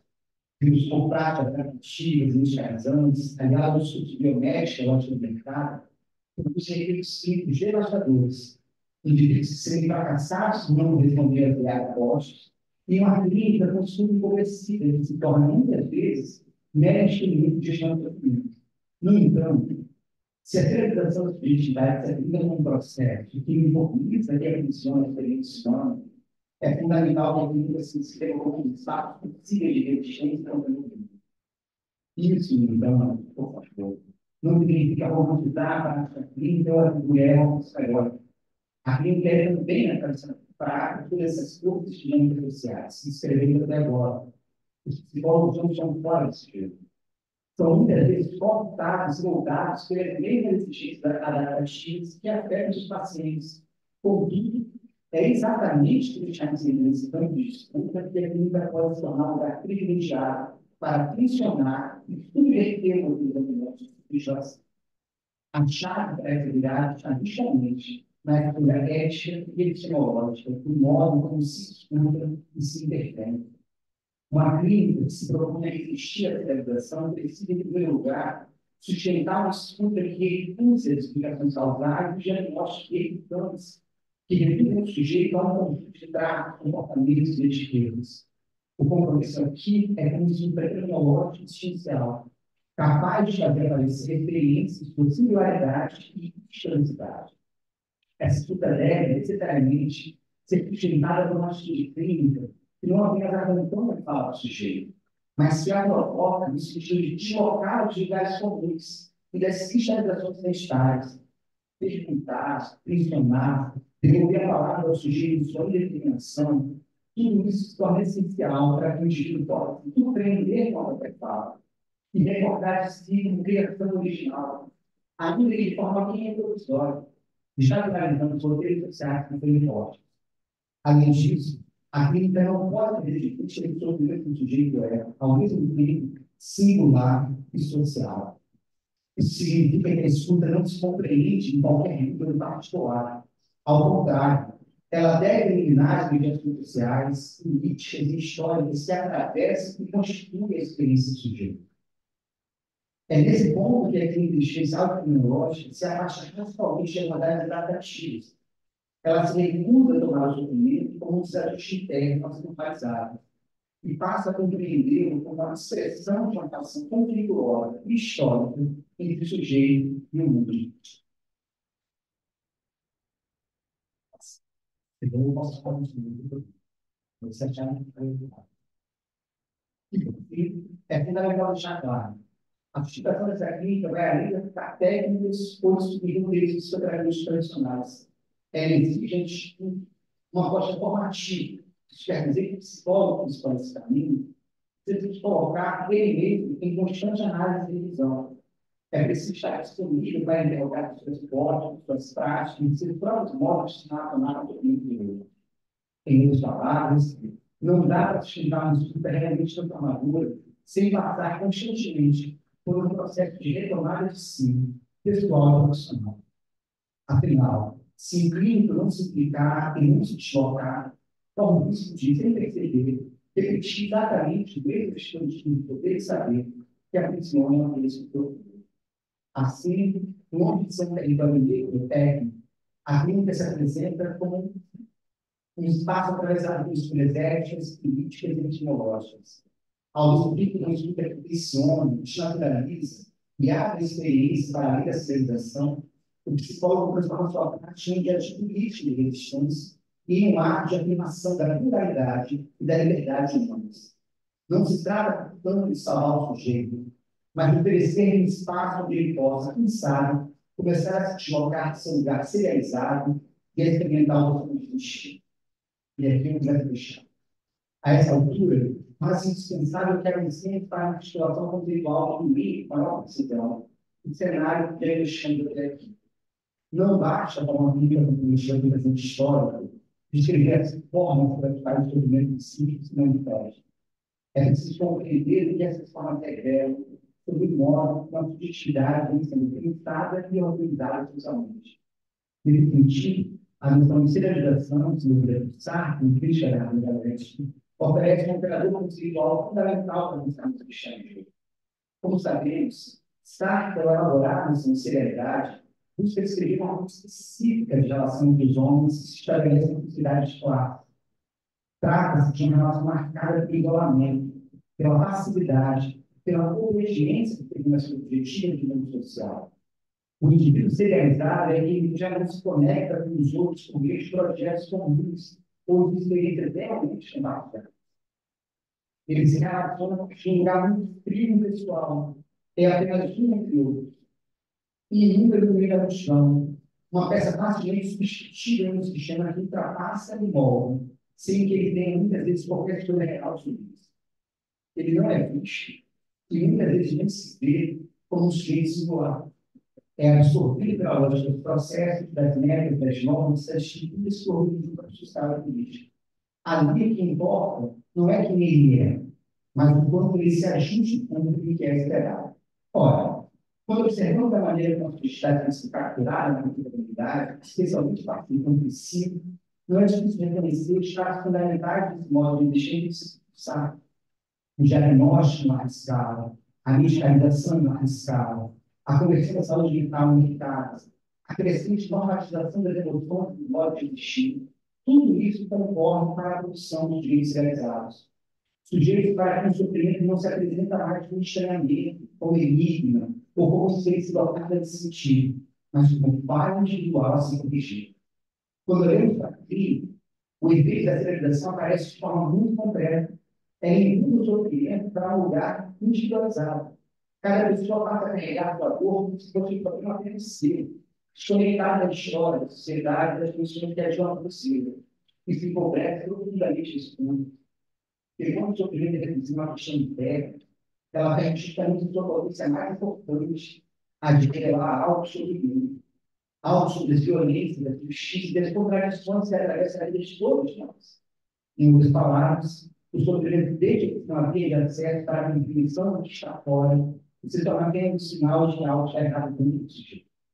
O sofrimento, ao se converter em sintomas de manifestação sexual, perde sua potência e torna expressão de conflitos sociais, desigualdades estruturais, doenças naturalizadas. O sujeito realidade sofre, mas sofre em silêncio, porque o mal-estar da vida é apenas dele, uma deficiência de sua constituição individual ou de sua habilidade para se adaptar à justiça. Mas a serialização não opera dentro de um crime. Ela é, ao mesmo tempo, uma forma de discriminação e uma estratégia de direção social.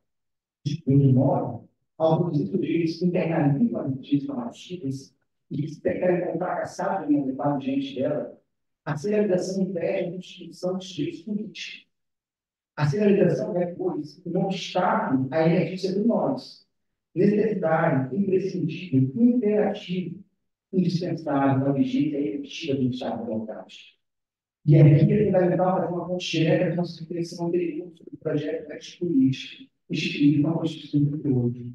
Como dissemos, o que está em jogo no horizonte democrático do chão constituído do Brasil não é apenas o reconhecimento formal dos direitos individuais, mas a identificação de um princípio social pautado pela pluralidade, pela fraternidade, pelo reconhecimento da diferença. Em outras palavras, a democracia não se sustenta apenas em indivíduos isolados e reivindicam direitos, mas na constituição de um espaço comum de convivência, onde a diferença não se percebida como ameaça, mas como condição para a constituição de nós, de uma coletividade, de uma nação. Embora o sujeito serializado, fechado em si mesmo, colonizado por imperativos de sem adaptação, é estruturalmente capaz de tentar se relação com o outro. Ele vive o mundo como esterilidade, os outros como concorrentes ou obstáculos, e a si mesmo como um projeto de autoaperfeiçoamento e sempre insatisfatório. Nesse sentido, podemos dizer que a serialização não apenas adoece clinicamente o sujeito, ele também adoece politicamente a sociedade. É por isso que o exercício contra a serialização não é apenas um trabalho clínico, mas também político.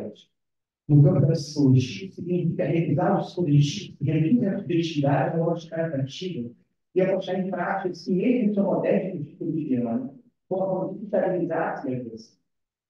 Significa, por exemplo, estar clínica a dimensão de autoridade do outro, revisar as soluções da participação e abrir espaço para a experiência enquanto campo de possibilidade e não de determinação. Mas significa também compreender que a clínica, para que não se torne cúmplice do jogo serializante, deve se pensar em relação com o mundo. Deve, portanto, significar na crítica das condições sociais e também que torna a serialização não apenas possível, mas necessária para a reprodução do status quo.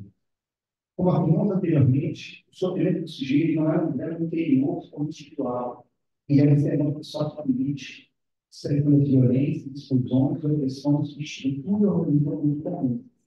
Deste modo, a clínica se propõe a resistir à serialização precisa reconhecer que não parte de uma tarefa mais forte.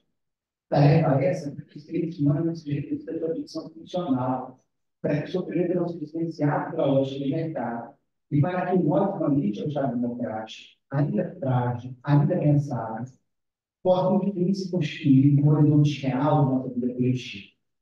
O encerrar essa fala, portanto, é mais do que alimentar o grupo de análise, é revelar o compromisso da crítica com esse conjunto, um comum que não é dado, mas construído, um comum que não é homogêneo, mas diverso, um comum que não só pode existir quando reconhecemos que sobre o outro é também nosso. E que é tanto racismo quanto sofrimento no sofrimento, é tarefa de trabalho de consultório, se não concordam com os cidadãos. Assim, se há algo que se devemos afirmar, é que pensar a clínica para além da celebração, pensar a clínica como uma prática que participa da história. É aceitar diante de um mundo que insiste em transformar sujeitos em números, sofrimento em déficit e cuidar da mercadoria, ouvir o outro sustentar pesquisa singular, já. injeta profundamente no lixo existencial. Diante disso, mais do que oferecer soluções, desejo para você pensando juntos, tentar sustentar a clínica como espaço de mundo, em sua precariedade de potência, possa aparecer e sua radical inclinação, onde seja possível reagir, mesmo que em testes, pois o chefe político garantista no revolução viva, em certo sentido, deseja acordar o princípio social fraterno, plural e sem preconceitos. Muito obrigado.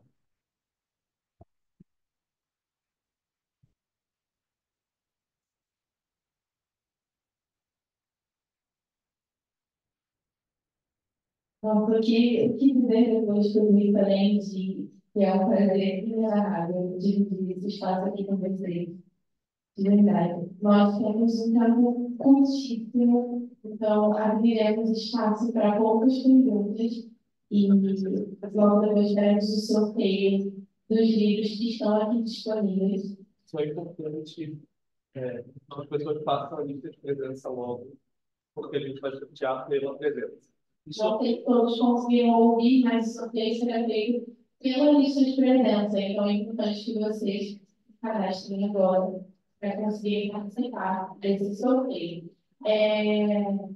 Enquanto vocês fazem a inscrição, eu abro aqui nosso momento de debate. Alguém tem alguma pergunta?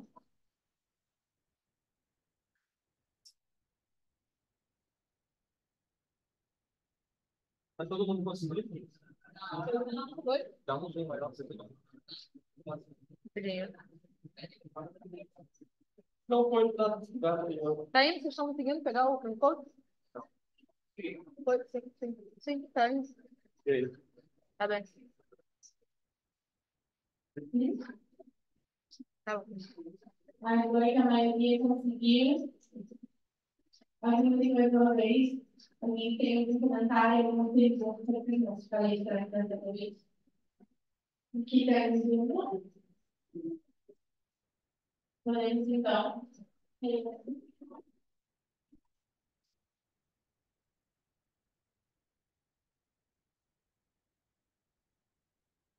Boa noite, gente. Já pode comentário. Então, assim, acho que vocês mais responderam perguntas que eu tinha na minha fala no início, assim, eu até peguei uma colinha para compartilhar com vocês, as coisas que eu fiz, e eu achei que eles um pouquinho parafusos, a maioria também. Um dos vídeos que eu pontuei no final da minha fala foi a importância de inventar novos modos de existir contra o mundo referente e técnicas. E coloquei aí uma meu desejo, meu interesse, né? Viabilizar isso. Vinha outra palavra na minha cabeça, vinha ousadia, rebeldia, e eu acho que Fernanda colocar sobre, aliás, o Bernardo colocar a desumanização como um movimento necessário, e a Fernanda fala da repetição como um exercício disso, realmente ter o poder de moldar o espaço. Porque a minha pergunta aqui é quais maneiras que a gente pode usar para favorecer o exercício mais criativo da liberdade, sem tanto medo, sem tanto receio, sem tanto amarra, sem tanto estreitamento. Então, de repente, surgiu a mais, eu não sei daí, eu estou muito feliz em ouvir. Mas eu queria compartilhar que eu fiquei muito satisfeita com o que vocês trouxeram. Obrigada. Alguma outra pergunta para a gente fazer uma breve aqui, uma lição? Não, só na pé.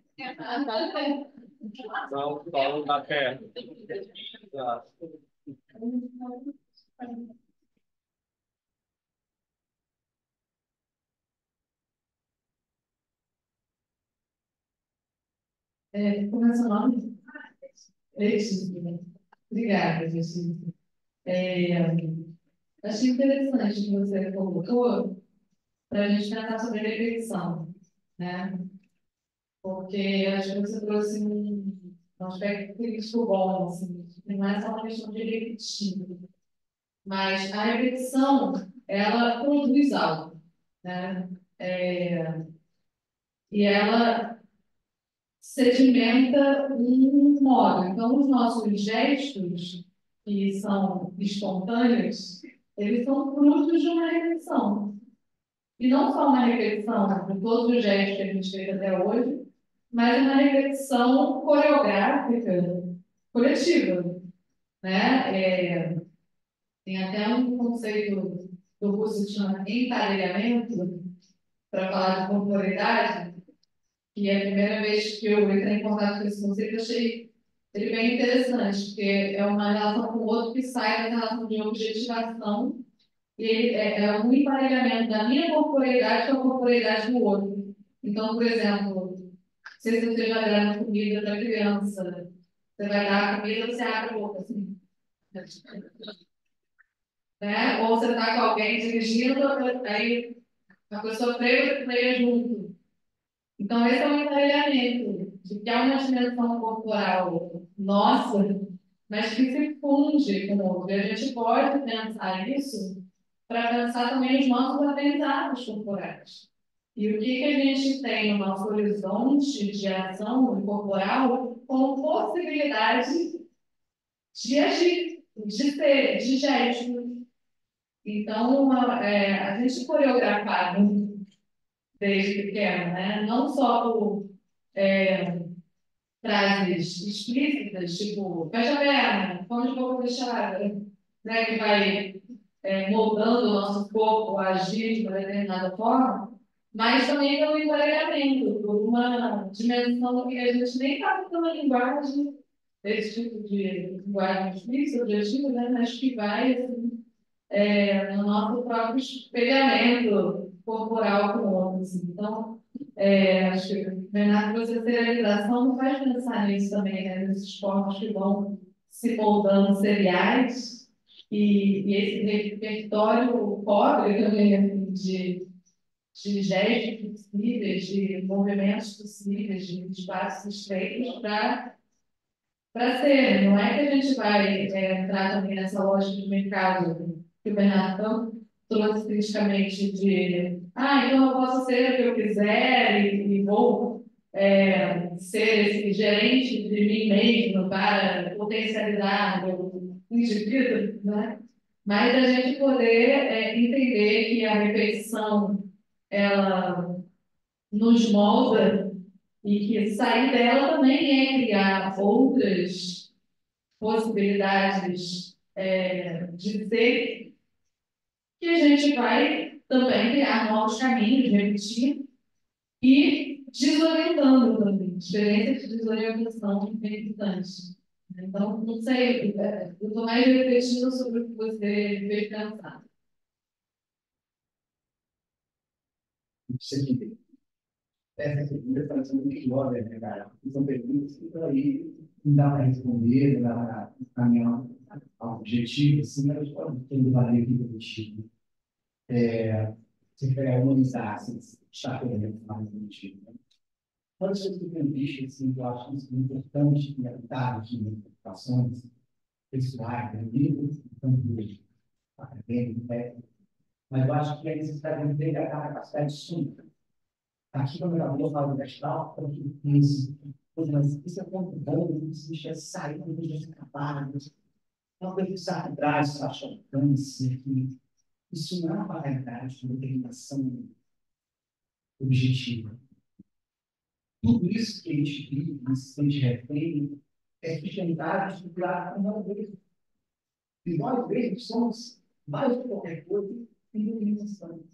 Então, eu sinto, assim, uma importância nos dias, uma certa rebeldia, voltar a acreditar. Mas a acreditar é adicionado. É uma capacidade de enxergar a criatividade que a gente perdeu. Porque, olhando para todos os lados mesmo, pode ser que não sabe.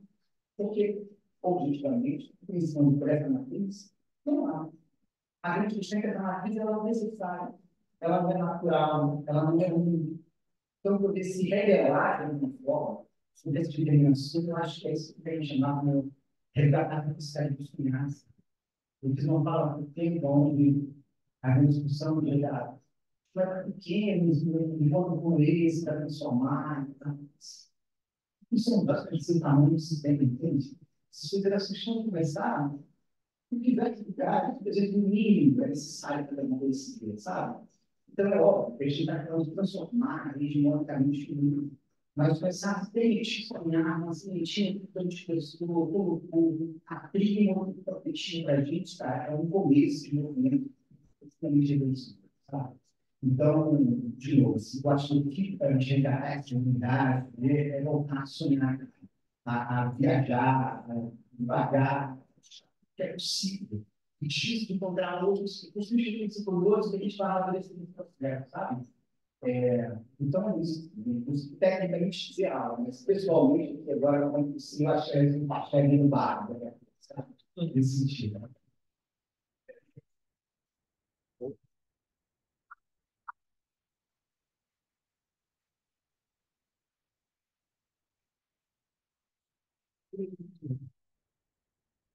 Bom, mas que como é que nós encerramos a nossa rede? Você tem bastante a palavra para... Agradecer a todos vocês. Está aí já uma manhã, né? Uma Ai, ideia. 11. Já comi até um chocolatinho para aguentar, para ouvir bem os meus amigos lindos que estão na mesa e eu queria estar aí. Olha que bem, deixa eu parar. Agradecer muito pelo que na Thaís falar. Agradecer a todo mundo que veio e prestigiou a jornada. Tem gente que conseguiu ficar o dia todo, tem gente que foi um pedacinho. Dizer só que a gente tem que ser muito breve, porque a gente tinha que entregar uma auditório novo. Então, eu consegui prorrogar 20 minutinhos, a gente tem 8, para esvaziar essa sala. Então, os potinhos a gente vai fazer lá fora, tá? É isso. Mas antes a gente tem um sorteio de 2 livros. E aí eu vou fazer a crueldade de pedir a Fernanda para falar um número e entrar no outro. Tá? Então, um número entre 2 e 60. E 1. Entre 2 e 61. 15. 49. Pronto, 15 e 49. 15 é Miguel Peraçales. E vale, não dá, né, gente? Vale sim, né? 15 e 49 é Maria Eduarda Lima. Aí, não é Maria Eduarda. Maria Eduarda foi? Então, Maria Eduarda já foi. Outro. 61. Letícia não quer.